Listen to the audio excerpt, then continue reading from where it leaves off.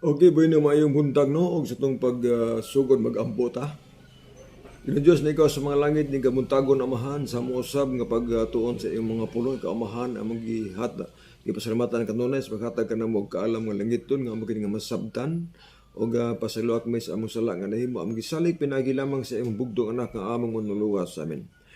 Boris, kumusta mayong buntag sa inyong tanang nga naminaw, nga tanaw karon sa itong programa? So nining kabuntagon magisyonan atong tagaan og pagtagad no. Kining kahulugan sa pananaw ni Apostol Pedro nga atong mabasa sa buhat 10. Tungod kay kini igsuon nga pahina o kini nga kibali kapitulo usa kini ka kontrobersyal. Nganong nga kontrobersyal man tungod kay mao ning gibasihan nga matud pa sa ato higalang mga Katoliko ug uban pa nga mga pundok nga mangaon og mga sama ng baboy. Kini alang gibasihan nga nalimpyo na ang mga mahugang mananap sa daantugon pinaagi ni ini nga mga bersikulo sa buhat 10. Mao na nga atong karuhon magisunan kung tinuod ba. Kay ang Biblia magod adunay gitawag nga kontekstual ba unsa gipasabot sa mao nga sugilanon. Now, sa buhat 10, ang title sa buhat 10, si Pedro si Cornelio. So, ang buti pasabot nga, sa title palandaan, tao na ang gipasabot sa maong sugilanon. Now, kung inyong basahon ang maong kapitulo, atong hibalan diha, nga si Cornelio, usa kini siya kakapitan sa sundalo. No? Nga, matod pa diha, og didto sa Cesarea may usa ka lalaki ngalan og Cornelio, kapitan sa kasundaluhan.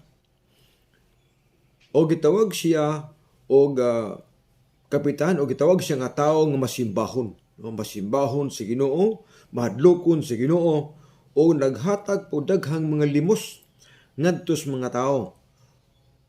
O nagampo kanunay sa Dios. Ato pa si Cornelio sa kahintil, Italiano, dili siya Hudiyo. Unya pero masimbahon na siya. No, masimbahon, may nampuon, matinabangon. Mao ni ang iyang background sa iyang pagkahintil. Now, sa iyang gibaling mga pagkamainampuon o pagkamangitagon. Sa bersikulo 5 o 4, na samtang si Cornelio nagampo, miduol ang manulunda ni Cornelio o nagsulti nga bersikulo 5.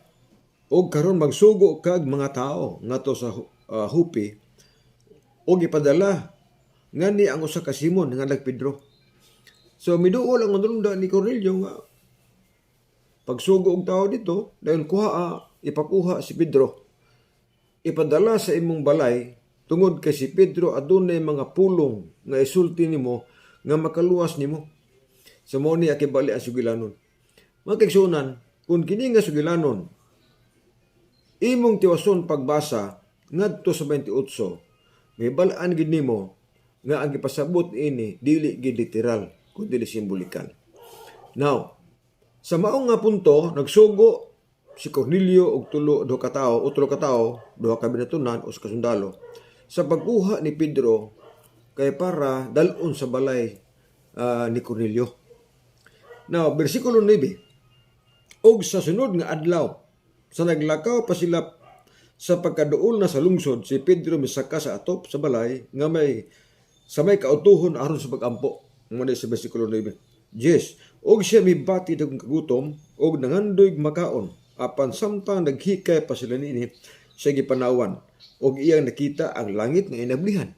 Ato ba nakita ang langit inablihan og diha ang tanang matang sa mga mananap nga tagup-at og tiil.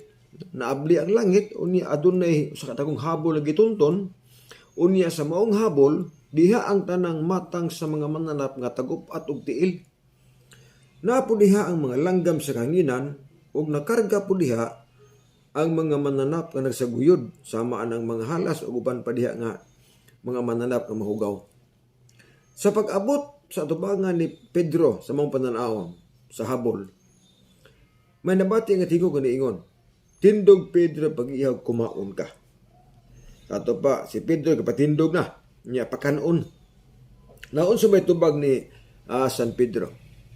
Apan si Pedro bitubag miingon, dili ko Ginoo, kay wala pagid ako'y nakaon nga dili binalan o hugaw. Sa ito pa, klaro nga ang manakarga sa mga habol nga mga mananap hugaw. Ang nakarga dito mga langgam nga mahugaw, langgam mga mananap nga mahugaw, o gadto mga halas apil dito. So nibalibad si Pedro, Ginoo di ko mukaon na kay wala ko makaon og dili binalaan o mahugaw. Now, sa may tubag si Ginoo o sa Mount Tingog, versikulo 5. Og ang tingog miabot kaniya sa pag-usab si kaduha nga niingon, ayaw pahingandig dili binalaan ang mga butang nga nahinluan as Dios. Sa ato pagkinigsuon nga basihanan mao ni ang gibasihan sa mga tao karon nga ang mga mahugang mananap sa daan tugon limpyo na panahon sa buhat Jes. Mao na gipasabot diha sa uban pa nga mga pinulungan, sa uban nga mga sikta nga mga on o mga baboy, uban pang hugaw mga pagkaon diha. Nga naman tungod kay matud pa diha nga nagsulti daw ang Ginoo nga gihinluan na. Pero sa mga bersikulo walay mabasa di nga gihinluan ang mananap nga mahugaw. Bersikulo 15. Og ang tingog miabot kaniya pag-usab sa kaduha nga ingon, ayaw pahinganlig dili binalaan ang mga butang nga nahinluan as Dios. Sa mga bersikulo wala ina nga tanang butang nga nahinluan as Dios. Wala po din na nga tanang mga mananap nga hugaw gihinluan as Ginoo. So diha kibali ang sipyat nga naman tungod kay ang mabasa diha wala ingnas Ginoo nga tanang mga mananap nga mahugaw gihinluan na. Or tanang mga butang nga hugaw gihinluan na. Way nabasa diha. Ang nabasa diha nga mga butang nga nahinluan as Dios. Buti pasabot kining pulong mga butang nagay mga butang wala mahinlui. Kana kon atong iliteral. Now, unsaon paguriba nato nga simbolikal niya. Bersikulo 17. Ug samtang si Pedro nalibog pa, unsa kaha ang kahulugan sa maong pananahon. So, kung literal migsunan, kung tinuod bagid na limpyo na literal, dili si Pedro malibog. Ano malibog pa siya nga literal man. Apan tungod kay na ay ingos Pedro nga nalibog siya unsa kaha ang kahulugan sa maong pananahon. Sa abot ipasabot nga ang pananahon adunay kahulugan. Unsay kahulugan itong tulo ka tawo nga gisugo ni Pedro ni Cornelio? Unsay kahulugan sa mga mananap nga nakita, no? Ni Pedro. Unsay kahulugan igsuon ni adtong habol nga iyang nakita nga gituntun didto niya unya diha nakarga ang tanang mga butang o mga mananap nga mahugaw. So nay kahulugan. Karon samtang naghinuktok si Pedro sa kahulugan ni ini, sa kahulugan nga libog naman siya. Mo'y pag-abot sa tulo ka tawo, nagsugo ni Cornelio. Og dito sa diha nga nakaabot na ang mga tawo nga gisugo ni Cornelio, ningon dinhi og sila na nawag pagpangutana kung nakaabot pa dito si Simon Pedro nganlag Pedro og ang balang espiritu miingon, tindog ug kumanaog ka uban kanila sa walay pag-ukon-ukon kay ako nagsugo nila. Okay. Unsay kahulugan sa gitawag nga tindog Pedro kumaon ka. Ang kahulugan di ay tindog Pedro kumanaog ka uban kanila sa walay pag-ukon-ukon. So, tindog Pedro kumaon ka. Ang kahulugan di tindog Pedro kumanaog ka uban kanila sa walay pag-ukon-ukon. So, sulbad na. Kaya naudi kahulugan. Usa may kahulugan sa giingon nga tindog Pedro kumaon ka. Ang kahulugan di ay sa ubos na diha sa bersikulo 20. Tindog Pedro kumanaog ka ug uban kanila sa walay pag-ukon-ukon kay ako'y nagsugo nila. Okay, so mo to'y kahulugan sa unang punto. Sunod. Unsa may kahulugan sa tulo ka tingog? Kay ingon nga di ba nabati man ni Pedro? Tindog Pedro kumaon ka.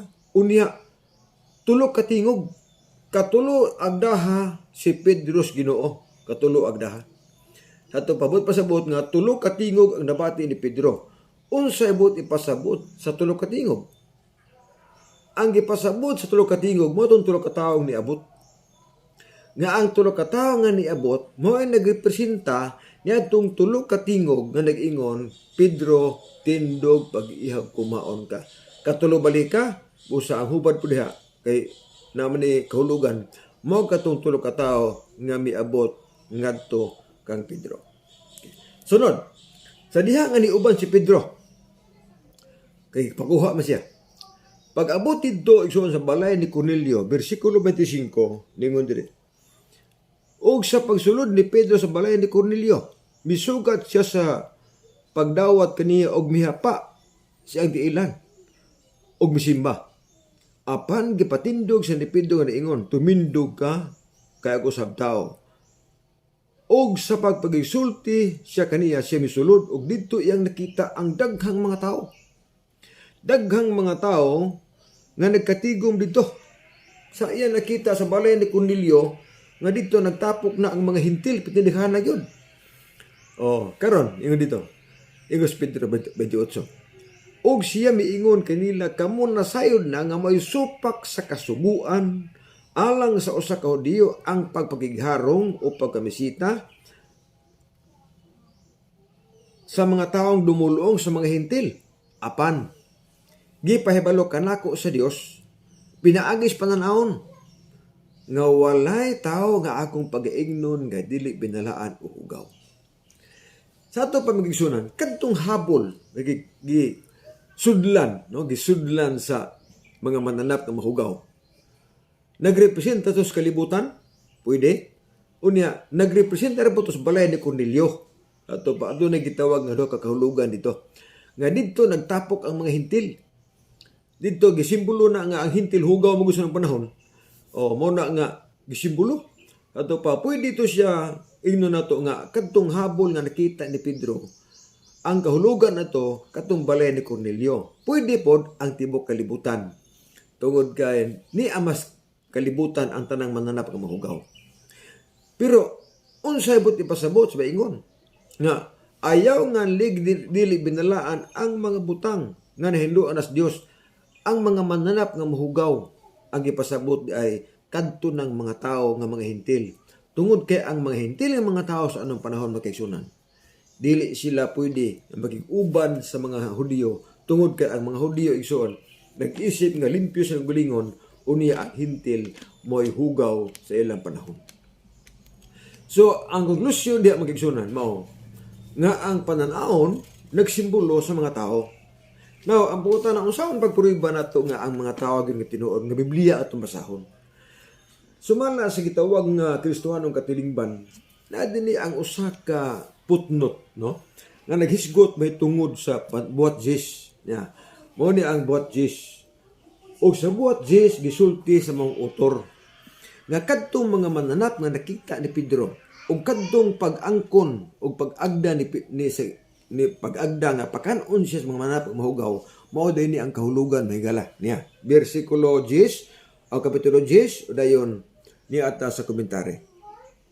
Ang relihiyong Hudiyo naglangkob sa tibuok kutay sa pagdili alang sa mga magtutuo. Nagbutang usab ginig kalainan tali sa mga limpyo ug mga mananap.